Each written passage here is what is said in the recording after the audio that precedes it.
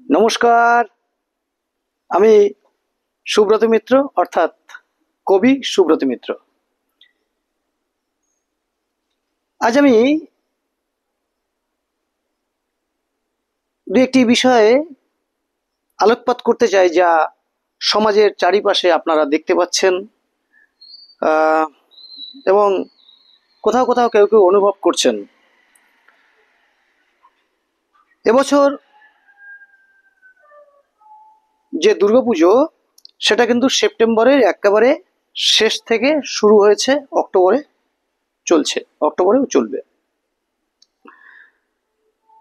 তো গণেশ পুজো হয়ে গেছে এবং একে একে একে একে একের পর এক পুজোগুলো হবে। এই যে পুজোর মধ্যে এই যে একটা বড় ম্যাটার রয়েছে, চাঁদা, চাঁদা সংক্রান্ত বিষয়। প্রসঙ্গত বলে রাখি, আজ থেকে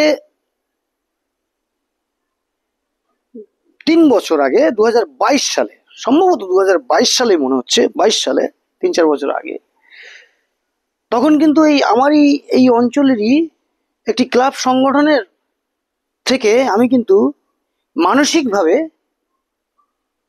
নিগৃহ এবং অসম্মানিত, অপমানিত হয়েছিলাম। কেন জানেন? চাঁদা, এই চাঁদা প্রক্রিয়ার একটা সামঞ্জস্যতা নেই। এই মোতাবেক আমার প্রতিবাদ স্বরূপ যে ভাষা প্রকাশ পেয়েছিল, যে লেখনী প্রকাশ পেয়েছিল, তাতে সেই ক্লাব সংগঠন আমার উপর ভীষণভাবে অসন্তুষ্ট এবং রেগে গিয়েছিলেন, যার ফলে আমাকে ক্লাব সংগঠন থেকে বিতাড়িত হতে হয়েছে। এটা হয়েছে। কিন্তু আমি যেটা আজকের বলতে চাইছি আরেকটু বিস্তারিত, এই যে গণেশ পুজো হয়ে গেল, এই গণেশ পুজো হয়ে গেল, এবারে দুর্গাপুজো এসেছে, এরপর এর কালী পুজো হবে, সরস্বতী পুজো হবে, ইত্যাদি ইত্যাদি, আরো কিছু পুজো হয়ে গিয়ে ডিসেম্বরে আগে শেষ। কিন্তু এবছর পুজো ওটা কিন্তু মাসের শেষে পড়ায় অনেক সাধারণ মানুষের চাঁদা বার করতে অসুবিধা হতে পারে। ওই বছরেও কিন্তু মাসের শেষে পড়েছিল, যার জন্য আমি অন্যান্য বছরের মতো ওই বছরে আর হাজার হাজার টাকা চাঁদা দেওয়া আমার পক্ষে সম্ভব হচ্ছিল না বলে আমি কিন্তু মতবাদ ব্যক্ত করেছিলাম। এবং আমি সামাজিক চিত্রটা অনুভব করছিলাম যে জোর জুলুম করে চাঁদা আদায়ের বিষয়গুলো একেবারেই, প্রথম কথা হচ্ছে, আমার ব্যক্তিগতভাবে যদি আমাকে কেউ প্রশ্ন করেন, তাহলে বলবো চাঁদা প্রক্রিয়াটাই আমার অপছন্দ। চাঁদা হচ্ছে, আগেকার দিনে যখন চাঁদা প্রক্রিয়া শুরু হয়েছিল, তখন গ্রামগঞ্জে সাধারণ বাড়িঘর ধরে মানুষের তো বিনোদন বলে বেশি বিশেষ কিছু ছিল না। এই সকলে মিলে পুজো আশ্রা করে কেউ একটু শস্য দিল, কেউ তাদের নিজস্ব অন্যান্য সামগ্রী দিল, কেউ টাকা দিল, এভাবে যৌথভাবে সকলের মিলেমিশে একটা সুন্দর একটা পুজো অর্চনা হতো। সেটাকে বলতো চাঁদা। মানে তার আপনার সামর্থ্য অনুযায়ী আপনি দিন। এটাকে কিন্তু অন্য জায়গায় রূপান্তরিত করা হয়েছে, সম্পূর্ণ অন্য জায়গায়। এখন কোনটা চাঁদা কোনটা ডোনেশন বোঝা বড় মুশকিল। চাঁদা মানেই দিতেই হবে না, বুঝেছিস তো, এরকম আর কি, মানে ব্যাপারটা এরকম হয়ে আসছে।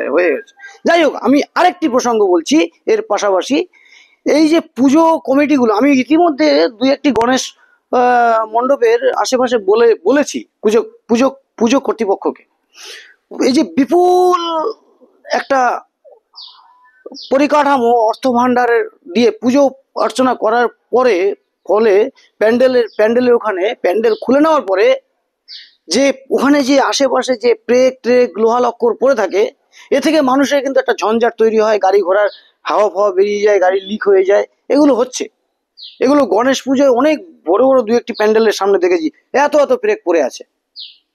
এর আগের বছর একবার রাজনৈতিক সভায় দেখেছিলাম, সভা চলে হয়ে গেছে, তারপরের দিন প্রেক পড়ে আছে অনেক। এটা কিন্তু খারাপ জিনিস। সবই সমাজের জন্য, অথচ এখন কিছুই সমাজের জন্য না, সবই পেট পুজোর জন্য। এটা ঠিক নয়, এটা সংস্কার হওয়া উচিত। তাই সকল পুজো কমিটির প্রতি অনুরোধ করছি, এই জোর জবরদস্তি চাঁদার জিনিসটা করবেন না। আর হচ্ছে গিয়ে এই যে প্যান্ডেল কর্তৃপক্ষকে আপনারা স্ট্রিক্টলি অর্ডার দিয়ে রাখবেন।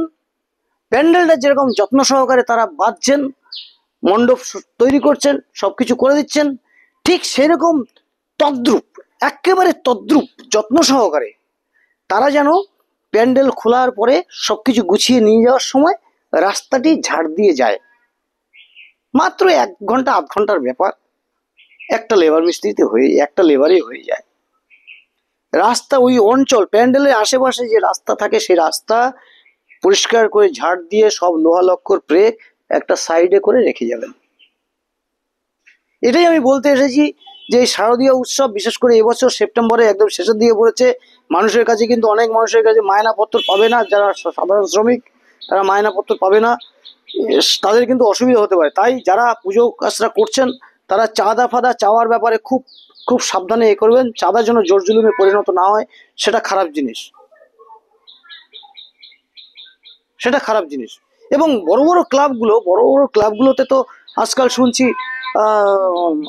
না, এটা তো হয়েছে, এটা তো মাননীয় মুখ্যমন্ত্রী মমতা বন্দ্যোপাধ্যায়ের উদ্যোগে এবং সরকারি একটা অর্থ ভাণ্ডার থেকে অনেক রেজিস্টার্ড প্রত্যেকটি ক্লাবকে কিন্তু লক্ষাধিক টাকা দেওয়া হচ্ছে। এগুলো কেন দেওয়া হচ্ছে?